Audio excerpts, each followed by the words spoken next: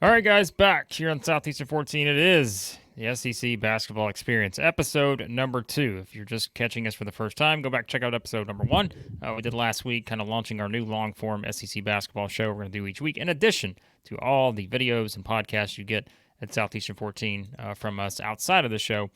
But yeah, we're having some fun with this so far, and a lot of fun coming up on this episode. We're going to have Brandon Ramsey join us from Kentucky Sports Radio to do a bit of a deep dive on Kentucky. Did a little bit of a deep dive on Arkansas last week.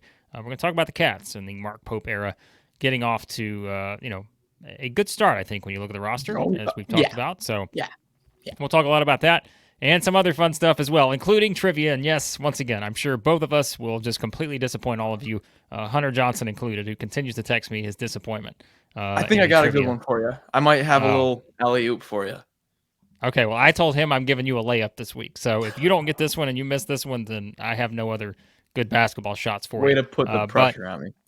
Well, we're going to jump in with our first topic. Before we do that, we got to quickly tell you about our friends at BetOnline, your number one source for the NBA Finals and Stanley Cup playoffs this season. Every stat, every matchup, and even live odds and spreads while the games are being played. When it's over, head over to the online casino, get in on a game of blackjack or poker, or unwind with one of over 150 slots games. Head to the website today to get on the action. Use that promo code BELIEVE, BLEAV, for your 50% welcome bonus on your first deposit. BetOnline. The game starts here. All right, Max, we start off, as always, with kind of one of our big topics of the week, and we're going to talk about the strength of the SEC, because what kind of, led to this? Well, I'll tell you.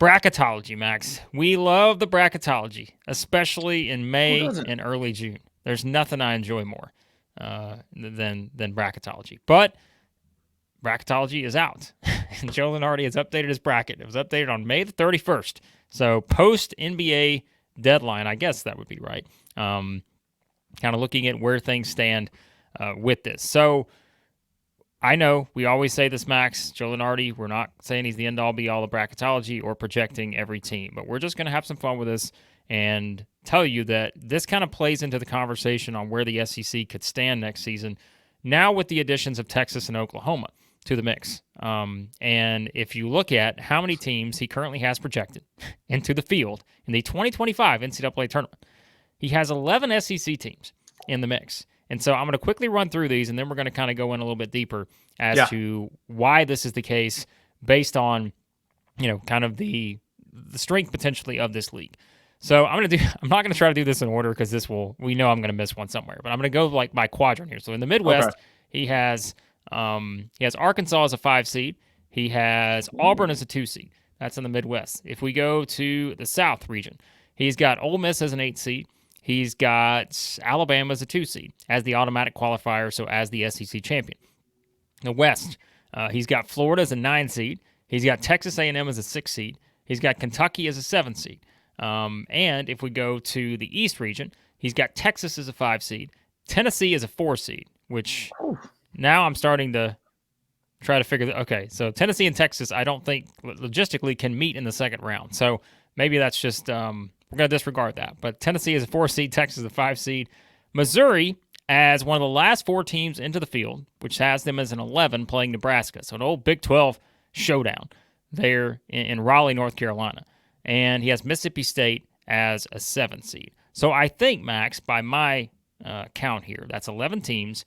The teams that are not included in the field would be Oklahoma, Georgia, Vanderbilt, LSU, South Carolina, which is not going to make Father Lamont Paris very happy. But I'm not looking at it right on my screen like you are. What of the teams are single-digit seeds? Are any of them not single digits besides Missouri? No, Missouri would be the only team that's not a single-digit seed, as, one of the last 4 in as an 11. So Lunardi's got the SEC having 10 single-digit seeds. Yep, 10, 9 seed or higher. I think the lowest seed outside of Missouri would be Florida as a 9 seed. Okay. Yeah. And I mean, but that's kind of the point, right? Because we're talking about the addition of Texas. He's got Texas as a 5 seed. We've said many times we think Texas is a preseason top 25 team. So if you add that to a season, 24-25 here, where you go into it, we're looking at the SEC, adding a top 25 team to the mix in the preseason. But you're also adding what we think is a number 1 seed potentially in Alabama.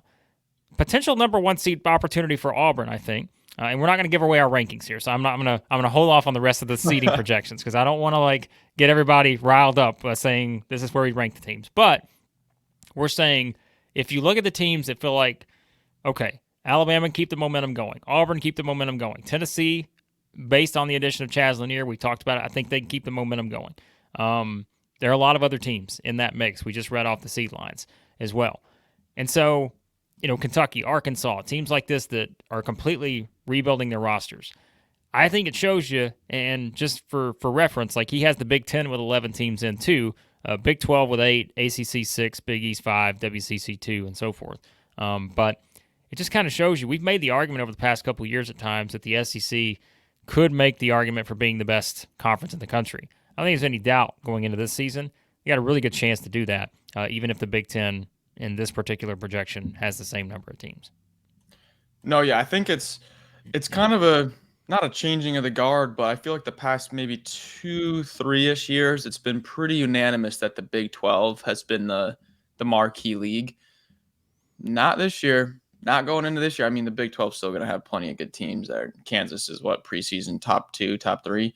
Arizona joins. Yeah.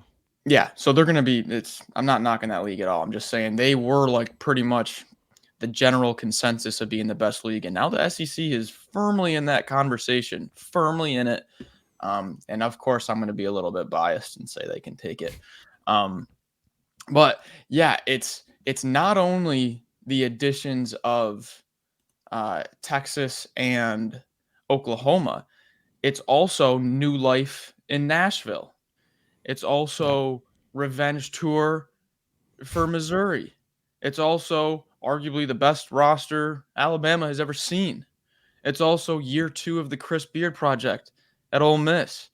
It's year 2 of Colin Murray Boyles and the season Lamont Paris just had. Like, you can just go down the list. It's also Todd Golden coming off of his best season of coaching ever. Like, the league in general, just go down the list. Mike White, Georgia is having recruiting classes they've never had before ever. They're bringing in Asa Newell, 5-star. Last time that happened was Anthony Edwards. I'm not saying don't make that comparison. Don't put me on that. But what I'm saying is almost every single team in the SEC is on an upward trajectory. Almost every single one. Now, you can nitpick a few teams here and there, but if we're talking 16 teams, I would, off the top of my head, I'm saying 12 or 13 are like firmly on the incline. Yeah, I think that's it. Like you said, it's kind of a situation where you look at how many teams that are going to go into this season, and let's just say that number's right. Let's say 11 is the right number. I mean, there are probably, what team in the SEC doesn't think they have a shot at the NCAA tournament this season? Like, is there a team we can just complete? And we're not gonna pick them, okay? But let's just say if we had to just pick a couple teams, or if that's the number, maybe the number's 0. If you're like, I feel 90% or stronger sure that team is not going to make the NCAA tournament this season, there's probably a couple teams we could identify and feel probably like, okay, yeah, but there's not a lot. There's not that many that I would probably go 90% on. Because like you said, even in a situation like for Vanderbilt, I mean, it's a new roster, it's a new coach. Crazier things have happened. Like, I could see Vanderbilt in a best-case scenario being the surprise team in the SEC this season.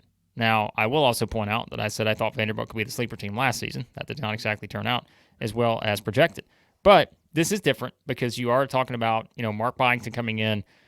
We will go through the roster, probably on one of these episodes of the podcast before we get to the season and give you an explanation of why we think that, maybe there's a little bit more upside than people think for this Vanderbilt team. But there's not a lot of those teams that you just look at and say, man, that team has no chance. And that used to be it in the SEC. Like, however many years you want to go back, there used to be plenty of those teams you could identify and say, oh boy, this could be a struggle.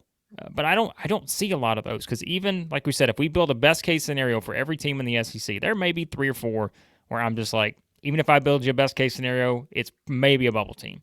Yeah. But other than that, you've got a lot of teams that feel like they're right there with a chance to be, as we just said, if we're just going by this projection, single-digit seeds going into next year's NCAA tournament. Well, and it's also the NIL era. These SEC schools, Yeah. Compared to, say, maybe like, put it this way, like the bottom half finishes of the SEC compared to the bottom half finishes of the Big East. It's just a different ball game. It's just a completely different ball Yeah. game. And if you look at Evan Mia's transfer ratings, now we're talking transfer portal here. This is pretty incredible. The team incoming transfer ratings. So not individual ratings, team class ratings for transfers. The SEC has 11 out of 16 that are ranked in the top 40. 11 teams have top 40 incoming transfer classes in the SEC. I mean, Vanderbilt, Kentucky, Arkansas, and Missouri, Alabama, and Ole Miss are all top 15. Yeah. There's Yeah. 6 in the top 15. We have half the top 15. Jeez. Well, if you look at on threes, and remember, you can use whatever transfer portal rankings you want, Use but whatever. Yep. if you just look at their top players, right, and where these players are headed, number 3 is Johnell Davis, who's headed to Arkansas. As we know, Chaz Lanier's 8, headed to Tennessee. Jonas Aidoo's 10, headed to Arkansas. Big Cliff, is number 12, heading to Alabama. Keep scrolling down. Brandon Garrison, 21, to Kentucky. Tramon Mark, 27, to Texas. Amari Williams, 30, to Kentucky. Jaxson Robinson, 31, to Kentucky. Mark Mitchell, 34, Waiting to for Missouri. him. I was like, where is he? I know. It's like, that's the thing. Some of these you're going to, I realize that you can look at different rankings. Sean Padula, 41, your guy, Sean Padula, headed to Ole Miss. I like and then, you got Jordan Pope, 47, to Texas. Kobe Brea to Kentucky at 48. Then rounding out the top 50, JP Pegues to Auburn. So that's quite a few in there. I mean, that's more than 10 probably I just reeled off. So pick your player rankings, whichever, service you want to use. But that just kind of shows you that, you see how these teams have kind of rebuild, especially, in Fayetteville and Lexington. It's not, how it usually works, right? Where if you have a coaching change, it's because a guy gets fired or something. And, we saw that in one scenario here. But if you're talking about like how you have a coaching change in Kentucky and Arkansas, and it's not like, okay, well, they're just going to start over. No, I'm not in this era, right? You're starting over with a different coach, but you got all the NIL money. Kentucky and Arkansas have both built rosters that should be NCAA tournament caliber. And so, I think that's kind of as you look at it. And I think this is where, like, again, Texas to me is the big one. And I'm not knocking Oklahoma, but I'll be honest. I've said this on multiple shows now. I don't have a great feel for what Oklahoma's going to be this season. We'll break down their roster. We'll probably talk to some people about Oklahoma a little bit more. I don't have a great feel in Oklahoma. I do feel like I have a pretty good feel in Texas. And I think they're going to, transition pretty well into the SEC. And, I don't know if I'd say they're an SEC title contender right now, but best case scenario, you get a Tramon Mark coming in, doing his thing, and some of the other guys that we're going to talk about with them as we break their roster down.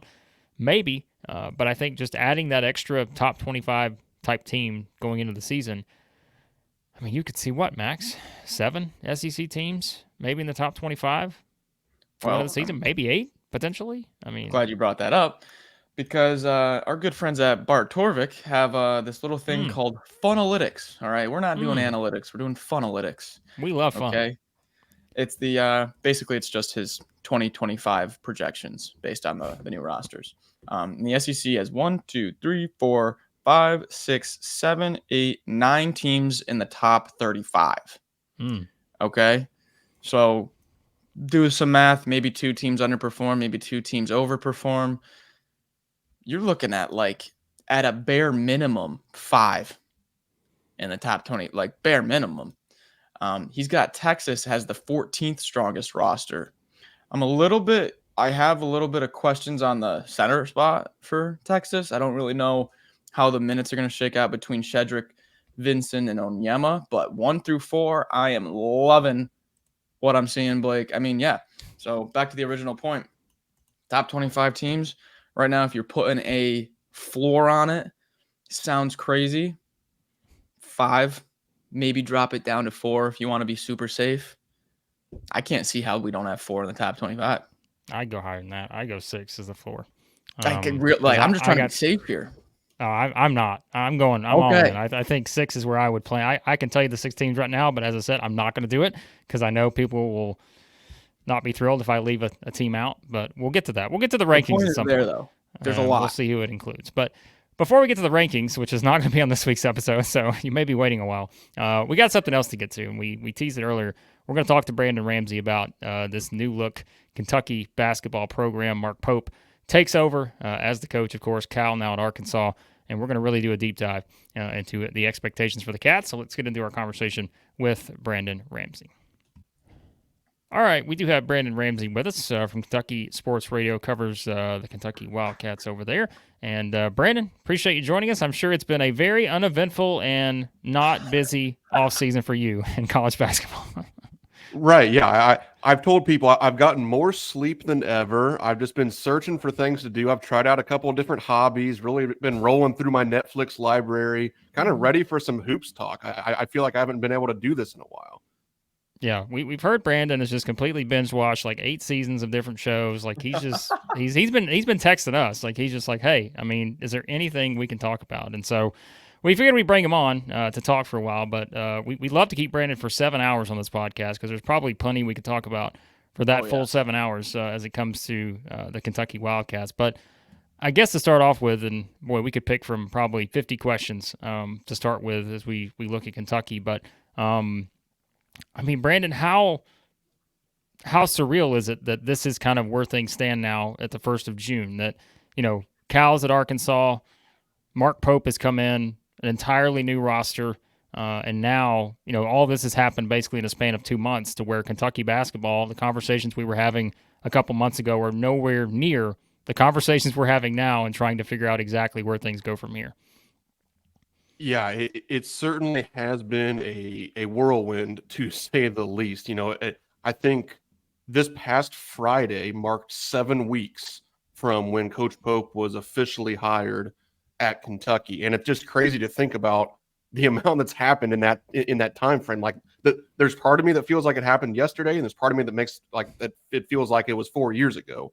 But I mean, for Kentucky to have built a 12-man roster that essentially came from zero. I mean, Travis Perry was already in the mix and kind of stayed in the mix, but everybody else was, completely new to Kentucky fans, completely new to the program.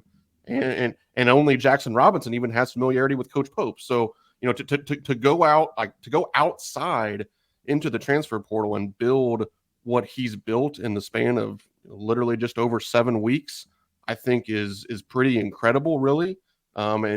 And yes, it's certainly, I think, for, people like you guys and myself, but then just, kind of the average fan too. Like, to me, it's honestly been pretty fun. Like, the season ended sooner than we would have liked, but now, like, there's been as much content the last 2 months as there would be in the middle of the season. So in some respects, coming from a Kentucky standpoint where it's been a little disappointing, like, this part of it to me has been kind of fun, honestly. That is a perfect lead in into what I was going to ask you. So I asked last week, we had Jackson Collier talking Arkansas on. So I'm going to ask you the same thing. You are very much at the heart of this coaching search. Also, real quick, I make it a point every single Kentucky transfer video. I need to read that Brandon Ramsey film breakdown article. Those things are a gold mine. Gold mine. I should just be giving you credit on every video because there's so much good stuff in that. Anyways, get off track. Of course I do. Take me just through your experience of this coaching search. Like, give me the Brandon Ramsey experience here. Yeah. So my dates and my timeline will be a little fuzzy, but the Saturday kind of before it all went down. So, like, it was kind of like that Sunday night where everything got real. I was out at an AAU tournament, and probably about middle of the day Saturday, I get a text from somebody I talk to regularly. It's a personal friend of mine, but he honestly covers like women's basketball, but he lives out west, and he just texted me. He was like, I'm hearing Coach Cal to Arkansas. Like, this is somebody who would not ever have scoop on anything. Mason, I love you, but like, that's not his game. So I'm just like, I don't think that's happening, dude. Like, whatever. Put my phone back in my pocket, go about my day. And then Sunday is actually my birthday. So like doing some other stuff, and then get home and about ready to call it kind of an early night. And then probably luckily, I don't know if lucky is the right word, but like I don't go to bed.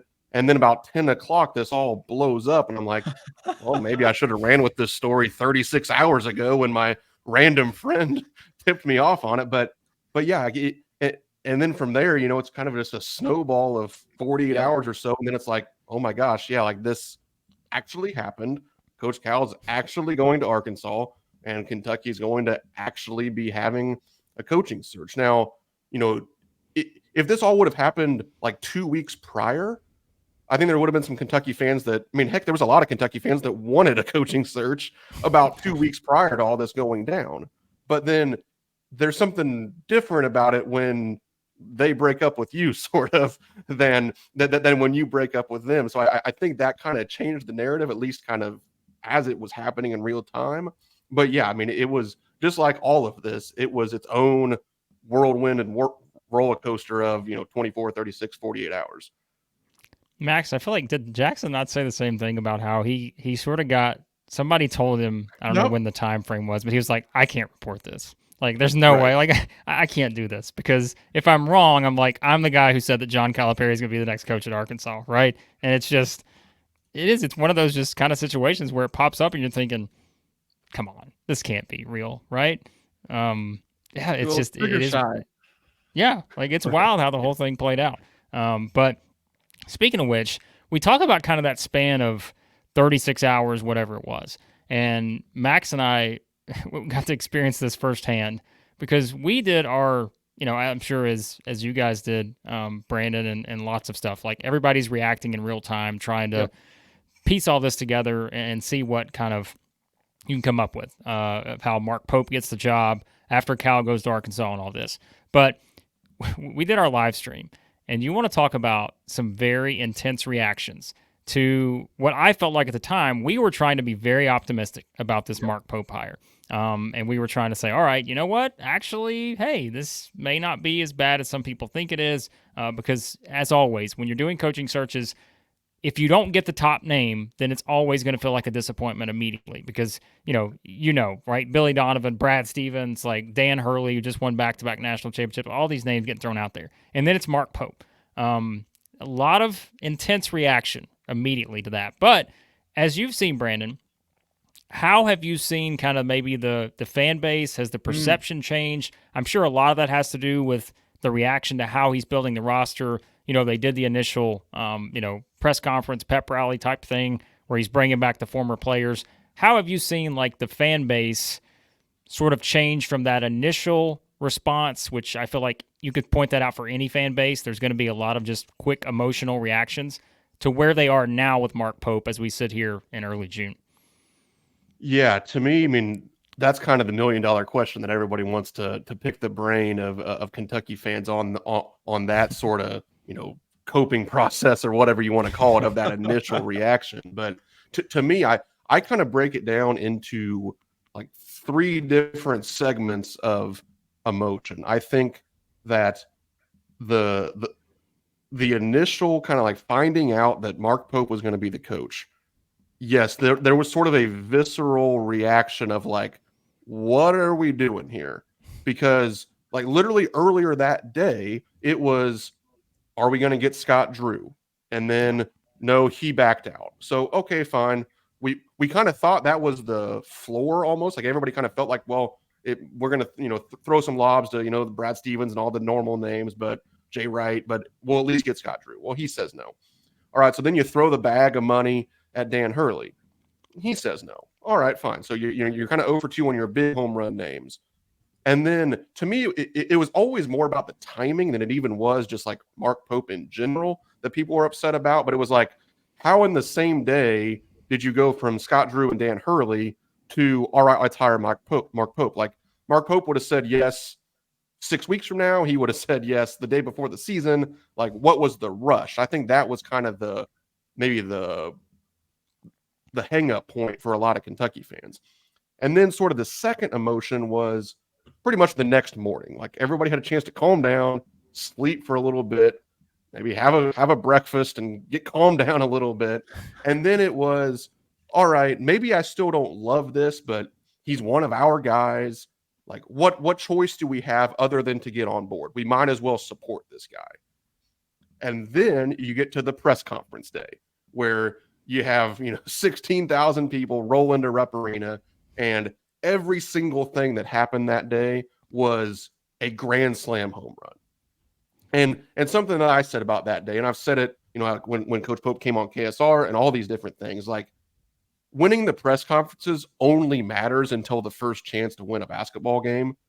But basketball games aren't played in April, May, and June. So all he can do right now is win the press conference. And he just does that time and time and time again. So now you got to a point where it wasn't just, well, we're Kentucky fans, we might as well support Coach Pope. It was like, why did we not hire this guy 7 years ago? Like, everybody was all in. And I think a lot of that was just kind of the refreshing nature that he brought in. And that's not to, disparage anything that Coach Calipari did, because, for at least 10 of the 15 years, what he did at Kentucky is very hard to replicate. But they are two very, very different people. And I think that we all kind of realized in real time probably how ready we were for something different as we kind of started to experience what Coach Pope brought to the table. Yeah, and I think a big piece of kind of the progression of the outlook has just been like, well, they add this piece, boom.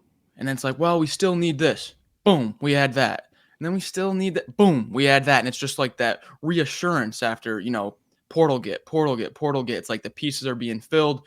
And then we get that Jaxson Robinson piece. Boom. The fireworks go off.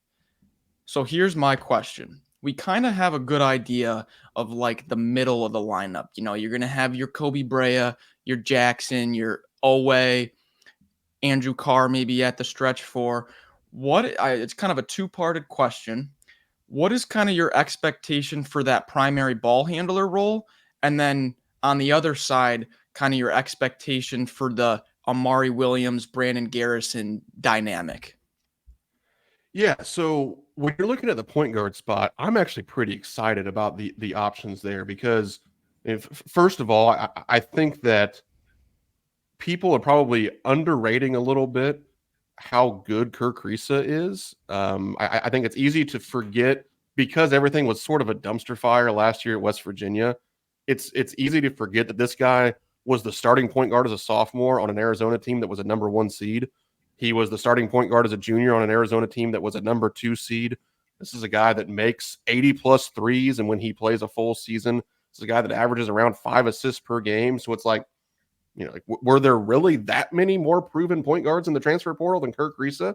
I'm not sure. Now, I think some of that also comes because if he doesn't play for your team, you kind of hate the guy because of the way that, just his mannerisms on the court. He's like, for SEC people, like, there's a little bit of Marshall Henderson to what Kerr Kriisa is about. Like, you're all in when he's your guy. And there's probably even sometimes where you don't even love him if he's your own guy at times. But then, like, everybody else loves to hate the dude.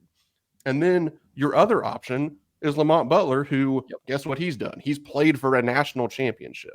So you have two veteran backcourt pieces that have started, 90, 100+ college games.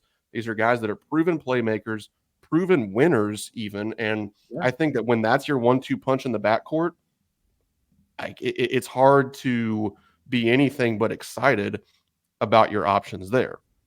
Now going to the front court.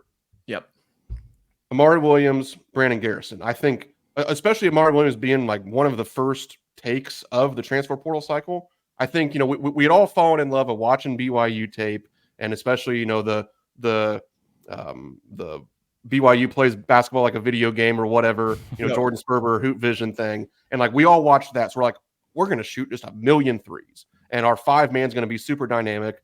And then you go get Amari Williams. You're like, well, hold on. Like, I thought our 5s were going to shoot threes. Well, the thing I really like about Amari Williams, like, he's a really, really good passer. And, I'm not going to act like I watched 1,000,000 Drexel games last season. And, most people I'm sure watched like, infinitely less even than I did, because I probably at least caught him a time or two for gambling purposes. But like, This guy's a really, really good passer when you watch him on film. He operates out on the prim. Like Drexel did a lot of stuff kind of similar to what BYU did, even offensively. He just isn't going to shoot it in that same way. So what he can do, kind of get into handoff action, like the zoom stuff that Coach Pope likes to do, he's going to be very comfortable in that. And then he gives you a guy that you can throw it to in the post a little bit as well as a bigger lefty that can score it. Brandon Garrison, I think, has like tremendous upside. I mean, this is a guy that started in the Big 12 as a freshman. And I know Oklahoma State wasn't very good, but Garrison was productive, finishes well with both hands. Another guy that moves around pretty well. He was a high assist rate guy. I think he was second on the team, Oklahoma State, in assist rate per KenPom last season. And, you know, he's a former McDonald's All-American. Like when you can get those guys when they're still 19, 20 years old, to me, you have plenty of upside there at the 5, and then you're pretty proven really at the point guard position. So to answer your question, like if the bookends are the question marks, you know, I start to feel pretty good about what you've built based on what you have at those two positions. Brandon, let's say we get to January and let's say we know exactly what Kentucky is in January. And we're like, okay, this is clearly the biggest strength of this team, but this is also the potential weakness / downfall. What do you think those two things are? Like, what do you feel like? I mean, you know, Max and I have talked about it a lot. It's like every time we do one of these videos on Kentucky, you're like, oh, what do you know? It's another old guy. Like, this team just has so much experience. They've got grad transfers, seniors. We're just not used to that with Kentucky. We're like, this could be the biggest strength of this team, just being that. But when you look at it and you're trying to figure out the answers to those two, this will be their biggest strength potentially, but this could also be the thing that holds them back. How would you answer those two questions? I think the biggest strength on paper, to me, it's hard to go anywhere other than shooting when you consider you have Kobe Brea, who very possibly is, you know, the best shooter in college basketball. Dude made 100 threes and almost 50%. Like that's kind of like, that sounds made ridiculous. Up. And then you go down the list. I mean, we already talked about Kriisa. Like this is a guy that's, you know, made 80+ threes a couple of times in his college career. You have, I mean, Anthony Olminar, like this dude made 93 threes last season. And like, we don't even talk about him. Nope. I think he was third among forwards in 3-point shooting or 3-point makes last season. And then even the guys who aren't necessarily elite shooters, like we kind of question Lamont Butler as a shooter. We kind of question Otega Owe as a shooter. Mm-hmm. Those guys are both pretty good catch and shoot. Like when you look at their synergy percentages on catch and shoot spot up opportunities, it's, you know, 36, 37, 38%. So no, it's not going to be super high volume with those guys, but you don't necessarily need them to be when you have Carr stretching the floor at the 4, when you have Brea, when you have Jaxson Robinson, when you have Kriisa, these different guys. So to me, especially when you consider the way that you figure Coach Pope is going to play, I think that this is a team that's going to make a lot of threes and be pretty high percentage. Now, even with the addition of Jaxson Robinson, I do still, and maybe this is just holdover, you know, kind of shifting your brain from Coach Calipari to Coach Pope, but like there is a little bit of a question of like, who's our dude? Who's our potential first team All SEC guy? Who's our potential All-American? Who's our potential first round draft pick? Like, I think you can win plenty of games in college basketball and you can be super successful. And we've seen it over the last couple of years without having like, you know, the stud of studs, but you still generally need some NBA talent to win at the highest levels. You at least need like a college All-American to win at the very highest levels. And I still question a little bit, like, you know, to answer the question, if you're sitting here in January and maybe the season isn't going exactly how you dreamt it up, to me, that will be one of the things we look at and like, you know, darn, like we loved all these pieces and they do fit really well together and they've helped us win some games. But man, if we just had that one more dude, we could really have something here. That would be my concern. Max, I was going to say, I feel like we just talked about this. We said you could have a team where you have like 6 guys or 7 guys that average what BYU did last year. You've got like 6 guys average between 9 and like 12 or 13 points. Yep. And it's just trying to figure out who's the guy that maybe is going to average 17 points or 18 points. So yeah, that was kind of our thinking too, I believe, Max. Yeah, I think we said we would probably take Jaxson, and I think that would probably be the general consensus if you're trying to pick a leading scorer, but still it's the Pope offense, it's the unselfish offense. What I'm going to piggyback off that and kind of add on to that. So fast forward all the way to late March, April. The season just ended. What just happened this and how did it end to where, Brandon, you are walking away like, wow, yeah, that's kind of like right on where I thought we would be. You know, it wasn't fantastic, but it wasn't a dumpster fire. This was kind of right what I was thinking before the season. How does that end? Yeah, I think that at this point, that looks like, probably being a top 4 seed in the SECs. That gets you a double bye in the Yep. SEC tournament. I think that, getting into that top 4 is probably where you're looking at this point. And then, honestly, I think Kentucky fans, unfortunately, have seen their expectations, drop a little bit over the last few years, where, to me, like, I think a lot of people will be happy about season 1 of Coach Pope if he can is win a game in the SEC tournament, so it's not a one and done on Friday, and then if he can win a game in the NCAA tournament. Now, I think a lot of folks will probably extend that to making the second weekend, and I can fully understand that, and I think that that's probably where you start to feel really good about the season. If you make a Sweet 16, I think everybody's like, anything past that, is kind of house money. But honestly, because of the way these last couple of seasons have gone, like, if you just go in and you're a 5 seed and you beat somebody decent in the first round and then you lose to somebody in a close game, I think most people will go away and be like, you know what? For a coach getting hired on April 12th, I think we'll take what we just experienced. Yeah, I think so too. I agree. I'm with you. All right, we can finish with it. Like I said, we could talk to Brandon all day, but we're not going to keep him forever. So here's an interesting question for you. And I feel like, Max, we discussed this at one point, and people are going to, let's be honest, this is going to be talked about until probably beyond next March.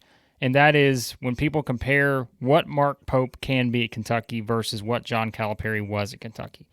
I think that is what I'm most curious about, because I feel like even when we were doing the initial reaction, we had people in the comments asking us, is Mark Pope a better basketball coach on court, like X's and O's, all of this, than John Calipari? And that went into a very long conversation about comparing the two. How would you compare maybe the upside that Mark Pope has? And again, when we talk about the X's and O's, we know everyone, when Cal was there, that was always the thing. People are like, is Cal really someone who can draw you up this play, do all this other stuff? I feel like there were some extremes on both sides of that. What do you think are going to be the biggest differences with Mark Pope, just in terms of maybe the on-court coaching, the product, that kind of stuff, different trends we could see compared to what we saw with Cal as a whole, maybe versus what felt like kind of a split with Cal, the early years versus the later years? Right. I think that, and you're absolutely right. I mean, the entire season sets itself up for just daily comparisons between the two. I mean, especially because we're in the same stinking conference, literally are going to play each other in what might be like the hottest ticket in college basketball history. I mean, yes, it's going to be constant, comparing between Kentucky and Arkansas fans and media and everybody all season. But to me, and it is hard. I mean, I've even done it throughout this show of, like, kind of having to, retrain your brain from the way that Coach Cal did it to the way Coach Pope's going to do it. It's just going to be different. And how I liken it, and it's not necessarily even good, bad, or otherwise. It's just Coach Calipari, his strength was talent accumulation. And again, like that's not a diss. Like, I don't know how that's like become something that like that's like a bad thing of like, man, this guy is the best at getting talent. Like, that is not a bad thing, but that's what he was really good at. And then he was excellent at managing the egos, kind of getting everybody to buy in to maybe not being the main guy, but being the 7th guy on a team that might go have a chance to win the NCAA tournament. Now, those things became harder for him when the winning stopped being at the very highest level. Winning cures all, and he got everybody to buy in at a higher level when you were going to the Final Four every year. It started to become a little bit more contentious in the locker room when it's like, well, why am I the 7th guy when we're, 19-8 right now? So I think that his strength, talent accumulation. Coach Pope's strength, I think, is fitting the chess pieces together, scheming up his offensive system, and getting the sum of the parts to be great, or the whole to be greater than the sum of the parts. Whereas I think that Coach Cal's, philosophy was like, we're just going to throw the 5 best players I can possibly get at you, and we're just going to be better at the end of the day. And that's obviously going to make everything, recruiting and all of it, very different. I mean, you talked about it, Max, I think, where, it was like every time you felt like there was a need in the transfer portal process, like Boom. within a week, it was filled. Yep. Whereas, under Coach Cal, I think we could have been sitting here. We might have had more true talent, just like I was talking about, maybe that being the issue. We might have had more, 5-star type talent, but it might have been like 4 point guards. And now we're sitting here thinking like, well, all right, like, how is this all going to fit together? Whereas now the question is not how it's all going to fit together. Like, it doesn't even, like, you don't have to follow basketball that closely to just look at the roster and be like, yeah, I can see how this works. It's just, does it work at the very highest level that you want it to work at? Well, we'll see. So to me, like, how they make the sausage, so to speak, is the key difference between the two, of talent accumulation versus kind of piecing together a well-oiled roster. Well, I think that's why fans are so excited too. Yeah, absolutely. Yeah. I mean, like, everybody, not everybody, probably about half of the fan base was very ready for change. So, well, now you got as much change as you could ask for. So to me, it's time to embrace it. It's like, well, this is what a lot of us were asking for. And yeah, it's going to be different. But again, you kind of wanted, we were ready for different because the old way had stopped working. Brandon, again, we could talk to you for hours here. I'm sure we'll get you back on for the season. There are so many other things we can discuss with the new state of Kentucky basketball, Mark Pope at the helm. But this was a lot of fun. Guys, as always, be sure to follow Brandon on Twitter at BRamseyKSR. And Brandon, a fun discussion. Anything else you want to plug on the way out? No, I think you got it. Just follow me at BRamseyKSR, and you'll catch all of my content there. But yeah, I appreciate you guys having me on, and definitely a lot of fun talking hoops with you guys. All right, that was Brandon Ramsey from KSR. And Max, you really want to hype up Brandon's stuff again, so I'll give you the floor to do that. Oh, yeah, guys. If you're a Kentucky fan, you want to know what these new transfers are bringing. Brandon does an absolutely incredible job on his film breakdowns. Like, full game breakdown, how he fits in, everything, gives you video clips showing you what he's talking about. It's fantastic. Go give him a follow. Fantastic stuff. And if you want to join all the fantastic stuff here at Southeastern 14, we are looking for sponsors and advertisers for this show, the SEC Basketball Experience. You can jump in if you want to contact us about sponsoring or promoting your product here on our show. Caroline.smith@southeastern14.com. You can send an email over and we'll be in touch with you. We appreciate your support of the show. All right, Max, everyone's favorite time of the week. And by favorite time, I mean favorite time to be able to just blast us for going over in week 1 on the trivia. Zam Frederick, I think about in my nightmares now, because how I did not get that correct, I don't know.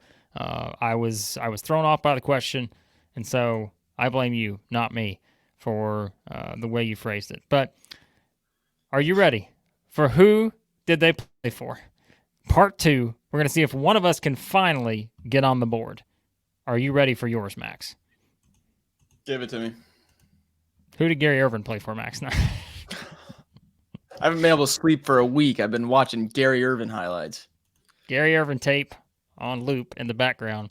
All right, Max, I'm going to go more recent with this one, okay? Thank you. I'm only going to go 5 years back. 5 years. That's all I'm doing. 5 years back, okay? I'm not going that far back here. Okay? Very doable. So, this guy wound up starting his career at this school. He ended up playing for Maryland, okay? But he started 3 years, played at an SEC school, and ultimately transferred to Maryland. And I know there is a certain fan base right now that is screaming into their earbuds, thinking if you don't get this right, they may disown you forever. So, Max, who did Galen Smith play for, Max? I know that name. I know him. Oh, this is good. I gave you every hint you could possibly need to answer this correctly. Smith. Nope, I know this. Jalen, right? Galen. Galen? Not Jalen? Galen Smith. So it's not Jalen Smith, the guy with the goggles. Galen Smith, Max. There is a fan base that is really about to just let's do some context here, everyone, okay? Max has not been living in SEC country his whole life, like yours truly has. So we can't knock him if he doesn't know certain guys that he just moved to SEC country, a year or two ago. So like he's not been here that long. So we can't knock Max for not knowing the history. That's one of the fun parts of this whole thing is that we're trying to. I know. I think I know it. Remember, Max, my hint was that this guy played a starring role. And I don't know starring role, but he played a significant role for me in a series that I was doing around 2019. Yeah, I know you did a series. I don't know what team you did it with. The College Hoops 2K8 series, Max. I told you what team I did this with. We had a guy that was a sharpshooter from 3. We had a tremendous point guard. We had a defensive juggernaut. One of the best defensive players I've ever seen in the SEC was on that squad, I believe. We played Duke. We played UCLA. We played Samford. We beat Buckyball before Buckyball was a thing. This guy came off the bench on that team, and he also played a fair role in the front court for this particular team. Yep, Alabama. Was it Alabama? It was Alabama. Good job. Yes! I tried to lead you. I probably gave you too many hints, but you know what? Like I said, we're going to cut Max a little bit of slack here because he is. And that was kind of funny because there wasn't Jalen Smith who did play for Maryland. And so when you said that, I was like, wait a second. I could see how that could get confusing. But no, it was Galen Smith, of course, who did play for the Tide for. What gave it away was he seasons? came off the bench. Yeah. Well, he played for the Tide for several seasons, then ended up transferring to Maryland to finish up his college career. But yeah, the Clinton, Mississippi native was there for 3 seasons. And again, he played some decent minutes there at times, played a complimentary role in the front court, because that was the teams too for Alabama that had, my goodness, who all was on those teams? I mean, Alex Reese was on there. You had sort of the... That had to be Herb Jones, right? Yeah, Herb Jones was there, Petty, Kyra Lewis. Those were the ones I was alluding to in the games and stuff. But, he was there when Dante Hall was still there.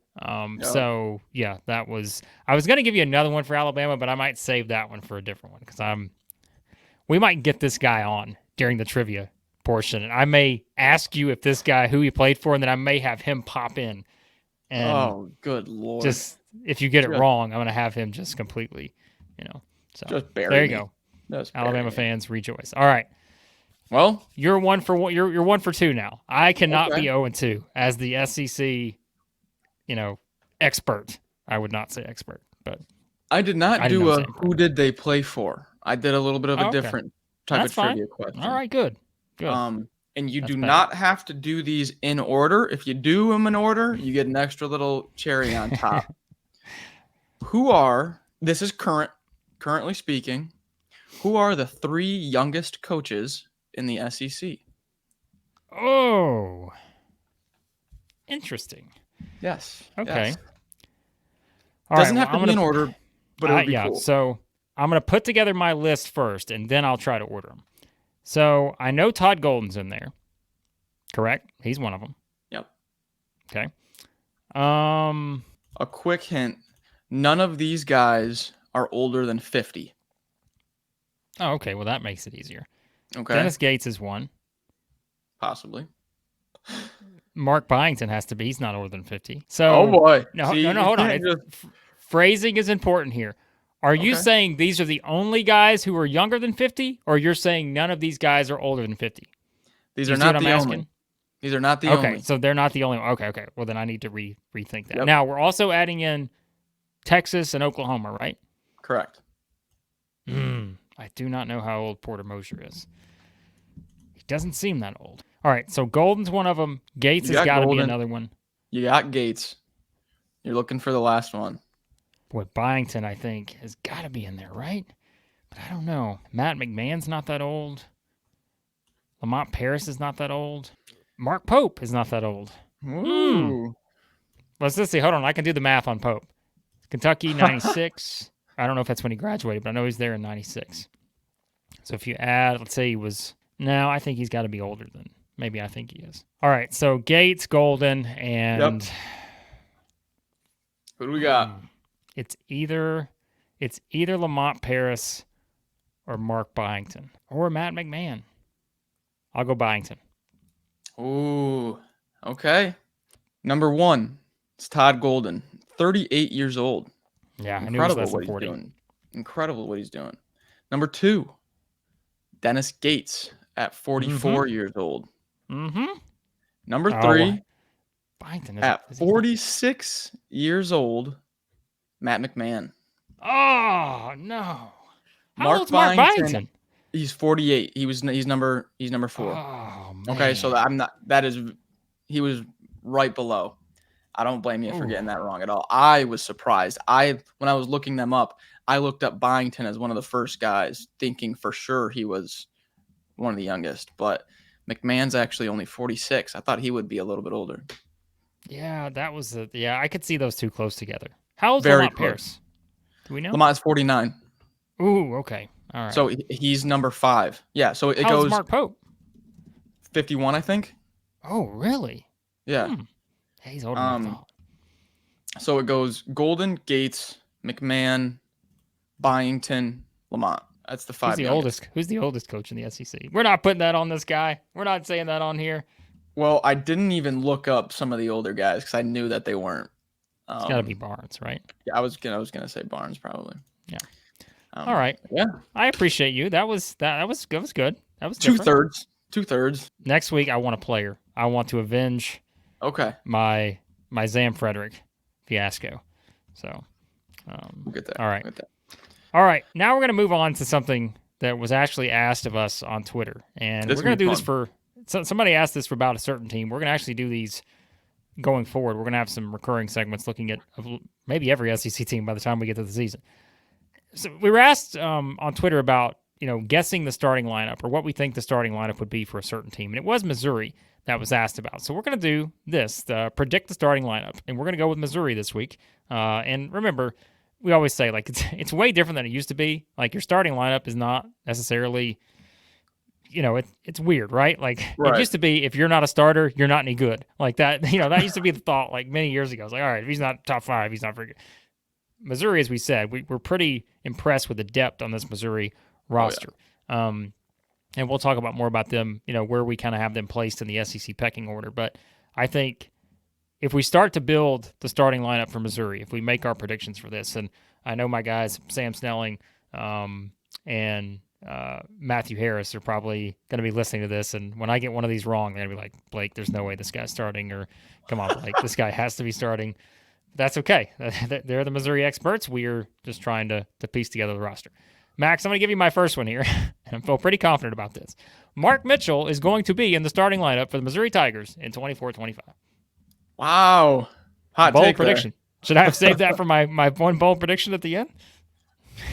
Well, I agree. I also have Mitchell in. Are we just going to go 1 for 1? Well, we'll kind of just maybe have some fun and discuss. I think there's another one that feels like a lock to me, and we'll see if that's where you go next. I think there are 2 locks, and then the rest I think you can kind of have some argument. I got Mark Mitchell. I think he played the 3 his first year at Duke because Derek Lively and Flip were taken up to 4 and 5. But then once Lively left and it was just him and Flip, he played more of the 4. So it's positionless basketball. I don't really know if you want to slot him in at the 4 or 3. But Mark Mitchell, and then the other lock I've got is my man TP, Tony Perkins. Yep. That's where I was going to go. I was going to say I think those are the 2 locks for sure. Because we talked about Perkins in the video we did on him. I don't know how long ago that was now, but you're talking about a guy who started every game he played in the past 2 seasons at Iowa. Played 30 minutes a game or more, basically. So I think he has to be a lock to be in the starting lineup. Now is where things get interesting because we mentioned kind of the depth on this Missouri roster. And, this is where I start to look at this, Max, and I'm looking around thinking, okay, look at all the pieces that are on this roster. Yeah. Jacob Cruz, Tamar Bates. I just keep going through this. I'm like, Aiden Shaw's there, Warwick's there. You've obviously got the talented freshman. Where would you go next if you were going to say this is the 3rd confident pick? Is it Jacob Cruz? No, I was actually going to say my third most confident is the big man, Peyton Marshall. I think I think you bring in Trent Oh Burns yeah, is a I didn't even look at really that. Yeah. tall prospect, 7'3", about 200 pounds. I think he's going to need a little bit of time to develop. And then Josh Gray, the horse, I assume he's going to kind of have that same physicality pop off the bench role. Not a lot of people are talking about Peyton Marshall at 7 foot, 300 pounds, who has a 3-point shot also. Um, I think I think it's pretty cut and dry. You slide Peyton Marshall there into the 5. Caleb Grill, I mean, he's returning from the wrist injury. Mm-hmm. I mean, Well, is that a lock? I mean, maybe not a lock, but like, he would start, right, if he's good to go. it would be so now basically if we have, would you agree on Peyton Marshall or no? Would you not have Peyton Marshall? Well, I mean, I guess if it's here's the like, I think the point you make. If it's not Peyton Marshall, who would it be? Josh Ha- Gray. Have to Although I be don't, Gray probably. but I mean, I feel like Gray's probably going to play a similar role like he played at South Carolina. That's what I'm predicting as well. So So if we've got Tony Perkins, we've got Mark Mitchell, we've got Peyton Marshall, that leaves 5 guys for 2 spots. You've got Caleb Grill, Marquise Warwick, and Nor Boateng, the 4-star freshman coming in, Jacob Cruz, and Tamar Bates. You got 5 guys to rotate through maybe that like 2-guard wing spot. I was trying to find a way. Could you put Mark Mitchell at the 5? I don't know though. I feel like that's probably I not. think that's a bit of a stretch. Yeah, especially when you've got 3 7-footers Right. and yeah, so it's probably not going to happen. He seems locked in at the 4. Yeah, I would think that's probably not. Well, I was gonna say the thing that you have to also take into consideration is like spacing and who can shoot, and Yeah, because Mark Mitchell's not much of a shot. Peyton Marshall or Josh Gray's Peyton Marshall, I've seen flashes from him. I'm not sure he's much of a knockdown shooter. Tony Perkins only made 23 threes last year. His 3-point game is there, but it's not his go-to at all. So when you're looking at these guys left over, Cruz, Bates, Warwick, Boateng, Grill, I think you got to prioritize some shooting. And so I was real torn between Tamar Bates and Jacob Cruz, but I think I'm going to lean Cruz just for like the shooting and the spacing. He's also 6'8". Now you're going to have 6'8" Cruz, 6'8" Mitchell, 7 foot at the center. A lot of length, a lot of size. it's like Bates pretty much just played the 3 last year, right? Like they didn't really use him in the 2 spot, and Right. so you could get creative there if you wanted to put Bates and Cruz together. So you could do a Perkins, Bates, Cruz, Mitchell, Marshall. Yep. I wouldn't hate that at all. But this is harder than I thought it would be. And I know that, again, this is going to encourage some debate, I'm sure, about how confident people are about certain spots. But I'm with you. I think really the only I am 100% confident on is 1 and 4, and that's Perkins and Mitchell.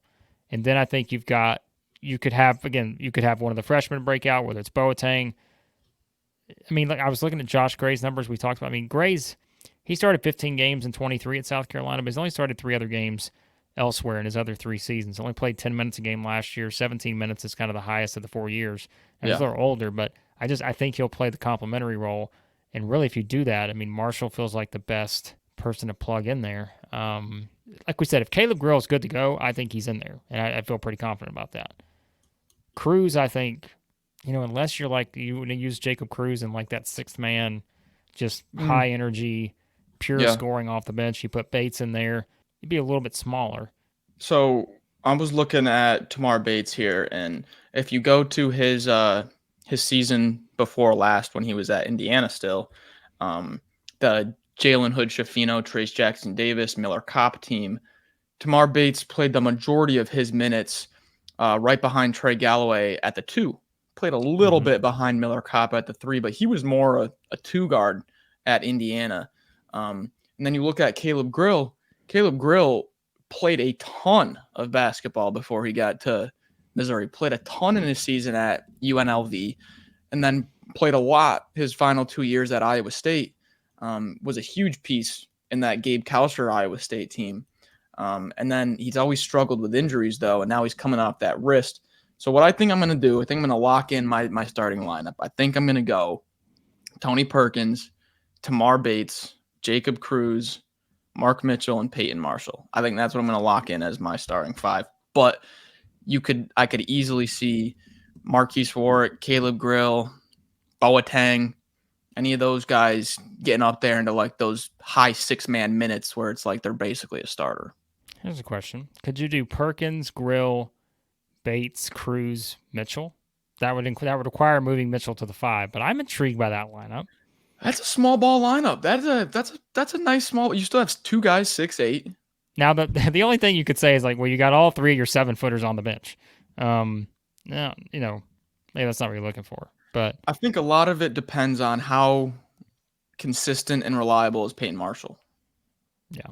All right. I think I like your lineup too. I think that's the one. I mean, because again, I think this is harder than I thought it would be. I came to this thinking, you know what, we'll be able to piece this together pretty easily. But it's a tough, and the reason it's tough is one of the strengths of Missouri. Like we said, I think you could look right now. Missouri feels like one of the deepest teams in the SEC on paper, and it's just because. And I know people are gonna. I get it. Like, yes, I've been high on Missouri since Dennis Gates got there. I know what happened last season, well aware. But I think you see the depth that's on this roster. They got a lot of options, and they got a lot of, interchangeable parts here. And we've seen Dennis Gates. You can kind of look at the rosters they played over the past couple of seasons. Mm-hmm. There's more room for error. That's kind of the way we put it, right? And so they've got more depth to work with. I think I like your roster too, but I will say, I think I could see a lot of different combinations on night Marquise one. Warwick is there too. That guy has gotten his accolade list is you read a novel for Marquise Warwick accolades. Hey, remember too, you saw that I'm sure news this past week. Missouri's opening game, the 24-25 season, Memphis. So whoever the starting lineup is, it's a big game on night one against Memphis. So, all right, I like that. We'll go with that for Missouri. For now, subject to change before we get to the season. So, all right, up next, we're going to get to a fun little segment before we wrap up with our one bowl prediction. The EA Sports college football video game is coming out this year. It's back, in case you hadn't heard. But a lot of buzz surrounding it. Guess what's not back? That's the EA Sports college basketball video game. We don't know if it's ever coming back. Some of us are still out here playing College Hoops 2K8 with updated rosters.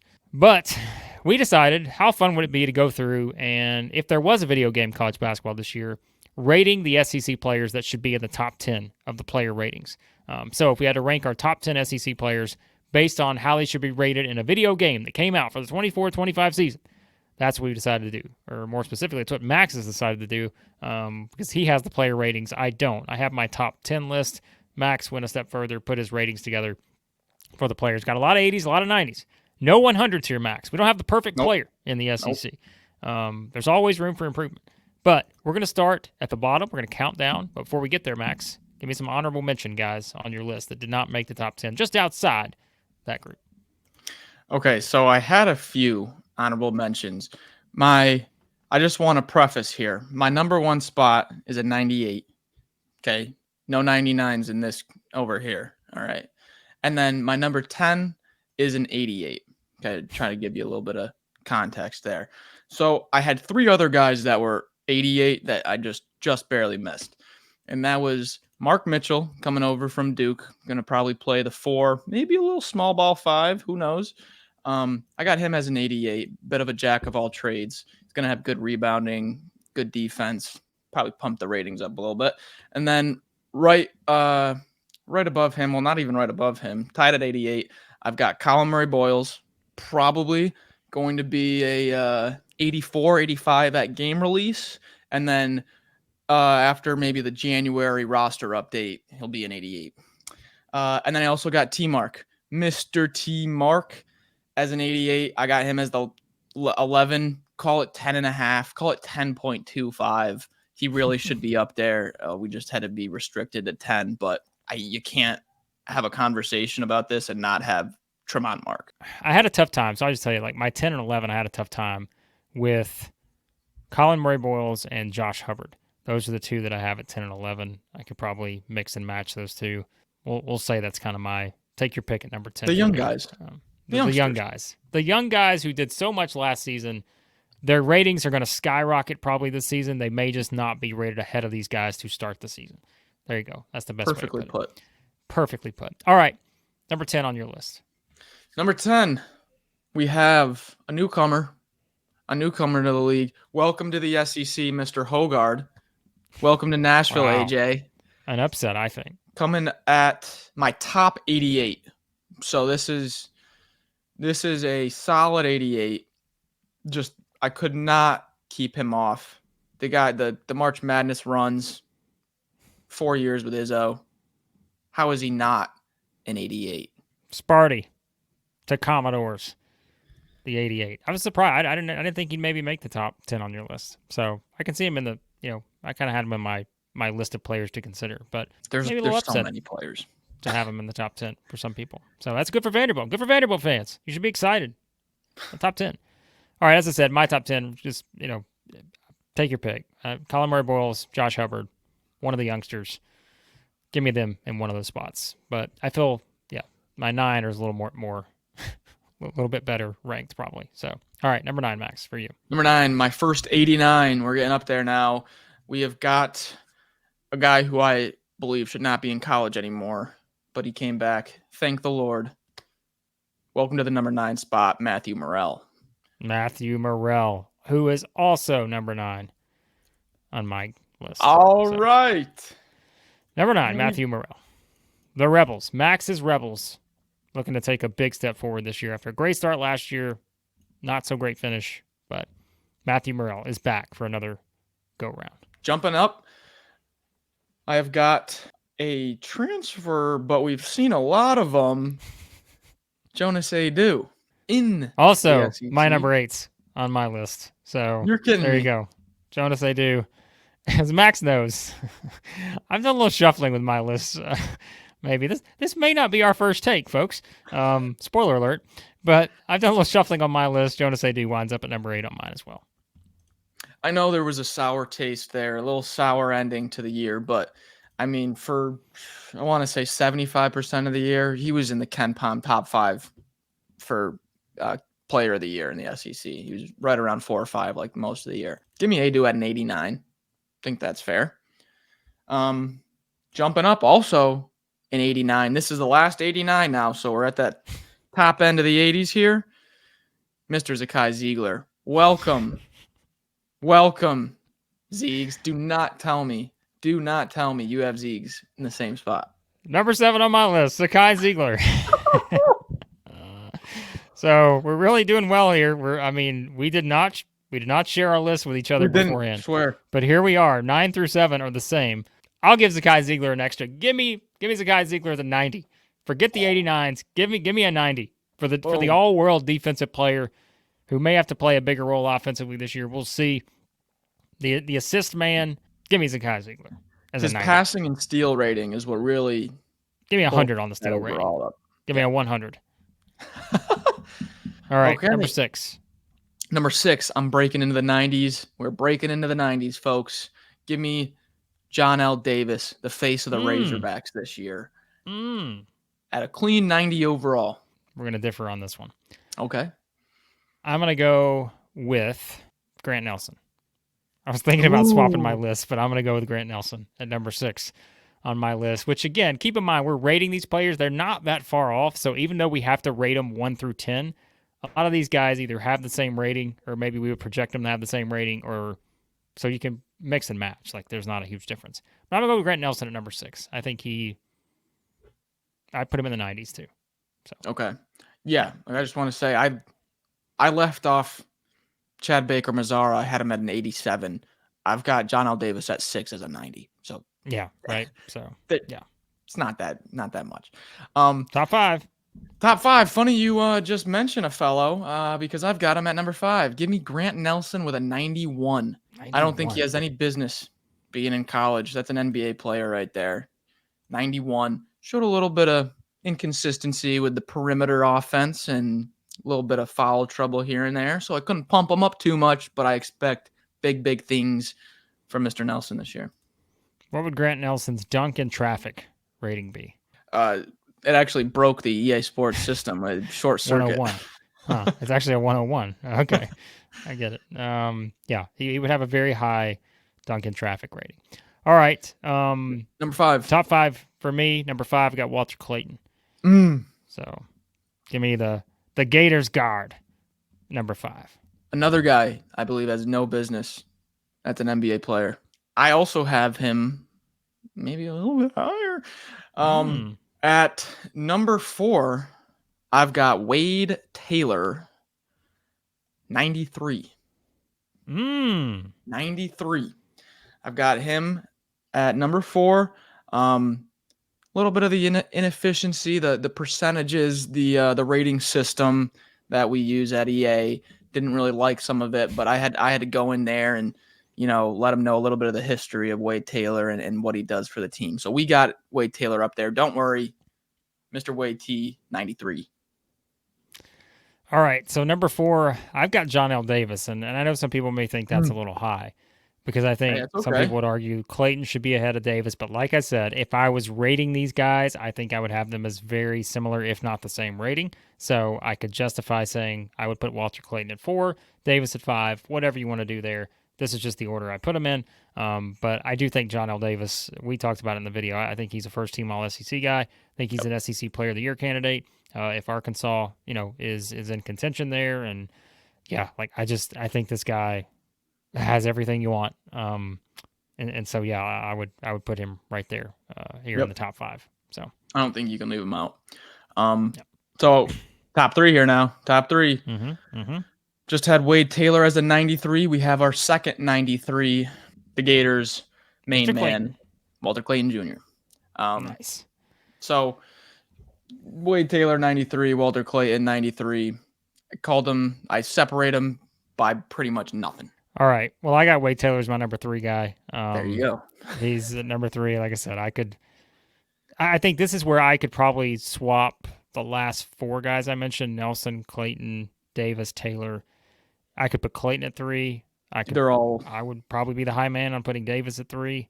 I could see people argue to put Nelson at 3. I don't think there's much that separates them. They may all have the same rating, but I'll go Wade Taylor at 3 for me. Which brings us to our top 2, and this is where, if you want to think about everything we've mentioned to this point, the biggest debate is going to come on which player we rank higher between number 2 and number 1 here, because to me, these are your clear-cut SEC player. There is a tier 1 SEC Player of the Year. I think I could, again, make the argument for Clayton, Davis, Taylor in that category. But there is no argument whatsoever of putting these 2 guys outside of that category. And so we have to make a decision here. And again, we're not going to get a split reaction to this at all, are we? By picking 1 and 2. So Max, the grand question, and I think you could have a cop-out here if you wanted to. You could theoretically say these 2 guys have the same rating, and therefore you can say I have them in this order, but they have the same rating, so therefore there's no difference. Or you could grow a pair here and actually put one of them at number 2 and one of them at number 1 and say I'm going to rate this player higher than this player. Let's find out which category you're going to go with here. That's exactly what I've done here. Look at you. All right. So, don't get me wrong. This was not an easy decision. So I had Walter Clayton and Wade Taylor at 93 at 4 and my 4 and 3 spot. We jump up to 97 and 98 here. So the difference here was by 1 point. I think one person's, by the EA numbers, the EA calculations. Okay, now you got to think like you're a game developer here. I know where you're going. I know who's 1. I know who 2. There were some extra stats that just somehow with the algorithm, the ratings bumped them up another just 1 rating. So that is why I don't have the same rating. I've got Mark Sears at 97 and I have Johnny Broome at 98. But I will be playing the video game with Mark Sears much more than I would with Johnny Broome. I mean, I'm talking, if you get on an NBA game, a 2K game, anything, and you have a 99 overall center, you're like, okay, cool, he's going to get me some rebounds. I don't know all the post moves in video games and everything. I'm taking Mark Sears and I'm shooting the ball 100 times from 30 feet out. That's what I'm doing. But, yeah, We got a slight difference. Mark Sears just led the Alabama Crimson Tide to a Final Four. He decided to come back for another season. He averaged 22 points per game last year, 4.2 rebounds, 4 assists, almost 2 steals. Unbelievable. Shot 51%, shot 44% from 3. Johni Broome, an incredible season last year, 16.5 points per game, 8.5 rebounds per game, 2.2 assists, 2.2 blocks, even almost had a steal. Shot 55% from the floor, shot 35% from 3. Since you picked Johni Broome at 1, I'm going Mark Sears at number 1 on my list to be different. That way we both get yelled at equally. There we go. I'm going to go with, it's the developer rankings. Like you said, I'll go Mark Sears with just a tiny edge. There's a one rating point difference between these two. Now that I think about it, though, when we look at this, like, this is going to be very, very cool. Like, I am grateful that Mark Sears came back in these Alabama-Auburn games, and now you have the Aiden Holloway factor, and it's literally like, I'm not joking. I know I'm going to always be optimistic on the SEC, but Johni Broome and Mark Sears legitimately, like, top 5 players in the nation, no matter what conference you're in. And we get to watch them go head-to-head twice, at least twice. That's going to be awesome. Right. Player ratings, quickly, we wrap up. Player you feel like you're frustrated that you feel like you should have ranked him higher. I've got one of mine for mine. That I should have ranked higher or I left off? Either way. One that you feel like should have been ranked higher. You should have, now that you initial glance at your list, you're like, man, I probably should have moved that guy a bit higher. You go first. You seem like you got one. Or maybe you have no regrets, and maybe you're completely happy with your list, as you should be. I think Walter Clayton, I would move up to number 3 on my list. Okay. Because the more I look at his numbers, I'm just like, I think we forgot just because Florida was inconsistent at times last year. Defensively, they were just not great at times. But I think we sort of forget how good and because he played along Zion Pullen. And I think it's like, if you remove that from the equation, now Elijah Martin's there. But, man, I just think you sometimes look at what Clayton did. He was rock solid last year.